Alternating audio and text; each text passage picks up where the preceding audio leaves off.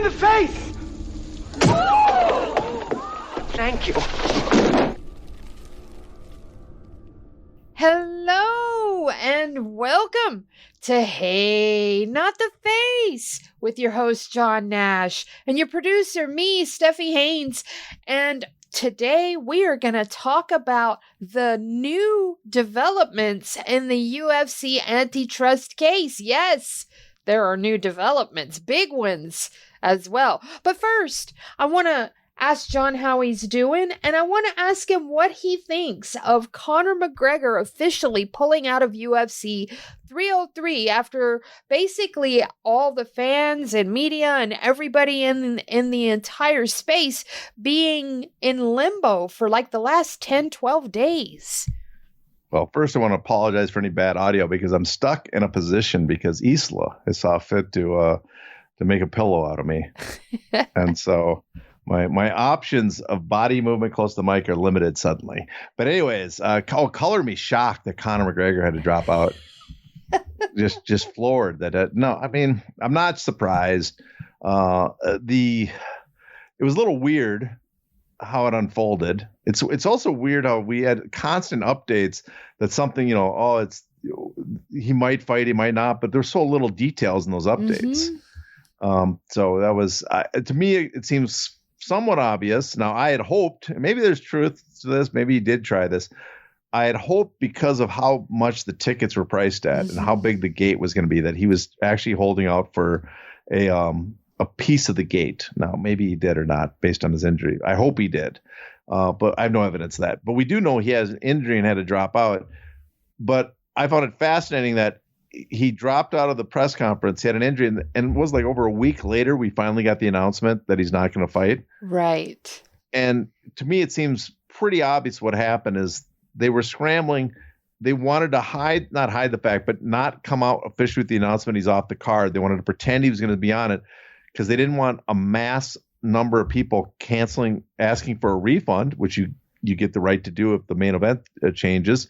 So they didn't want that. And they were hoping, like they did with when Miocic versus Jones dropped off the Madison Square Garden match, that they could have a main event in place to preserve as many of those ticket purchases as possible. And so I think that's what happened. The gate will do probably half or less than half than what it would have done with McGregor, but that still means an over $10 million gate, which they'll be happy to have. I got to ask you a quick question. I'm going to interrupt here. Remind everybody about that gate, because there was something unique about that gate. Yeah, well, the gate was just a massive. You're talking about the gate the projected gate for this event, 303. Right. There was a projected gate, and then there's what the seats were actually selling for. Well, the price tickets were. First, I say Dana White said it was an over $20 million gate. They didn't get an exact amount.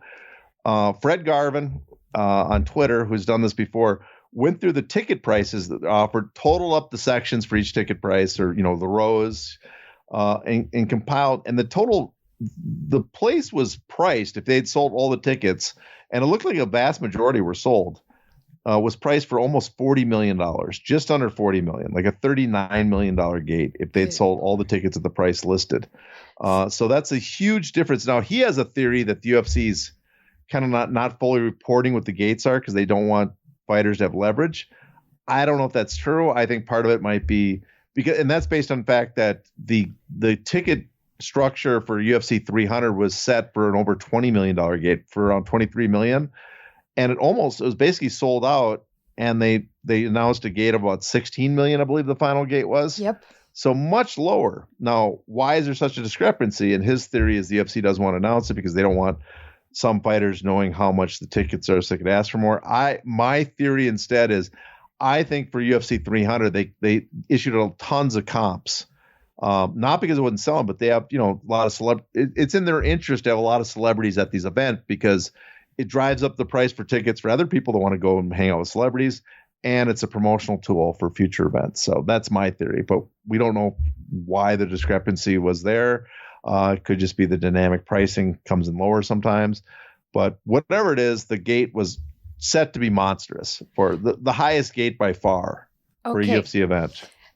So when we get to the point where last week you said, I would hope that Conor would, even if he had an injury, I would hope he would hold out because, they're going to come to him and say, we'll give you X amount of dollars if you'll fight through that injury.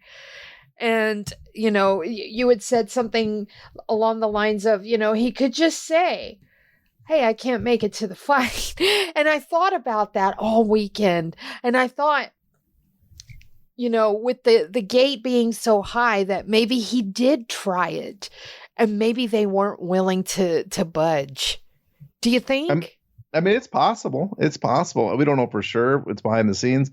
I almost hope he did because it's to me, it's unconscionable how much if he is, I don't know his current contract, but from all accounts, no one in the UFC gets a piece of the gate, not even Conor now. Right. It's that you are generating multiples of what other top gates are, and you wouldn't get a piece of that. I really hope the replacement fight, Yuri and Alex, that they ask for a big chunk of that. Mm-hmm. And they're not, the gates can be much smaller, but there's nothing to say like they should be asking like we should get 20% minimum, 20% the two of us of whatever the gate is on fight night. Because without us, you would have lost a lot of those sales. That's going to bring us into today's topic. And that is the settlement and the antitrust case has a new development. So what was this past Friday? It just happened this past Friday. What was that hearing for? On Friday, there was a hearing to settle. Really, it's supposed to be the judge is supposed to just give a rubber stamp on approval of the settlement. That's what everybody kind of expected, I think. They present the settlement agreement. They'd come together. And the judge they thought, or at least everybody expected him to just approve it. And he said he has serious concerns about it. And so that shocked everybody because, again, we did a whole thing about what's going to happen with the settlement, what fighters need to know. We might have been a little too soon on that one. Did the judge give a reason for not approving the settlement? Well, yeah, he hinted at it. One is he talked about that the amount of money that they're getting paid is very low compared to what they were asking for. He had certified the class, written that whole class certification about a case where they had presented evidence that the fighters in the Lee period, we're talking about the Lee class from 2010 to 2017, that they were underpaid, that they were owed damages of anywhere from $811 million to $1.6 billion. And yet the Lee class's share after the lawyer fees that they were asking for would be around $165 million. So anywhere from 20% of the low end to 10% of the high end. So he was kind of thought, well, why would you settle for so much? That seems very low compared to the damage you told me that they had suffered. And so I think that's part of it. I think I think that was the main reason. In fact, that might be the only reason why, because he was floored that they had offered the settlement was much smaller than what had been presented to him. That's the reason he gave for not approving it. Now, I think what kind of happened is the plaintiffs made such a strong case to him, they basically convinced him that their story is correct. And so in his view, if he believes their story, this is an almost insulting amount of damages for people that he's listened to and taken all the evidence have suffered $800 to $1.6 billion, $800 million to $1.6 billion in damages. That is, it's almost to him, I'm sure it looks like a slap in the face to the fighters. So what happens next?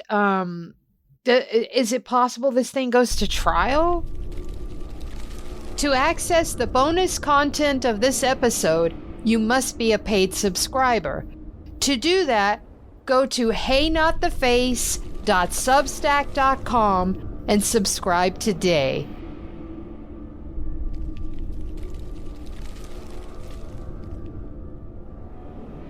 Ow! Ow! Not the face! Ooh! Ooh! Okay, the face!